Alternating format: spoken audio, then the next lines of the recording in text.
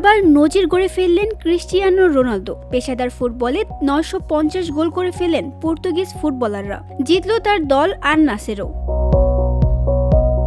Saudi pro লিগে শনিবার রাতে 2-0 গোলে হারিয়েছে আল হাজেমকে। ম্যাচের পর সমর্থকদের উদ্দেশ্যে বার্তাও দিয়েছেন রোনালদো। ম্যাচের প্রথমার্ধে আল নাসরের দাপটকে ঠেকিয়ে রেখেছিল আল হাজেম। তাদের গোলকিপার ব্রুনো ভারেলা দুটো দারুণ সেভ করেন।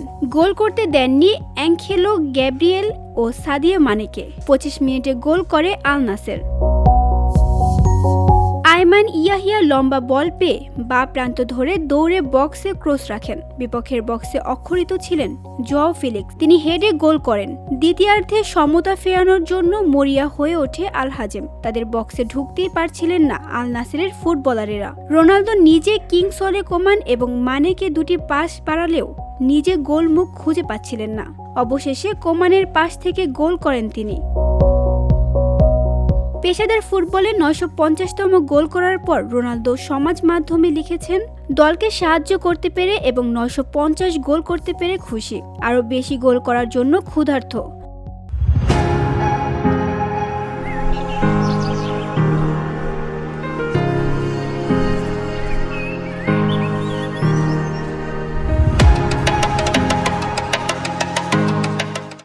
রোনালদো কিছুদিন আগে একটি পুরস্কার বিতরণী অনুষ্ঠানে গিয়ে জানিয়েছিলেন তার লক্ষ্য 1000টি গোল করা। সেই লক্ষ্যর পেছনেই তিনি ধাওয়া করছেন। এমনকি পরিবার তাকে অবসর নেওয়ার কথা বললেও তিনি সেটা ভাবছেন না। সৌদি প্রো লিগের সবকটি ম্যাচই জিতল আল নাসের। 18 পয়েন্ট নিয়ে তারা শীর্ষে রয়েছে। VOD Bangla news desk.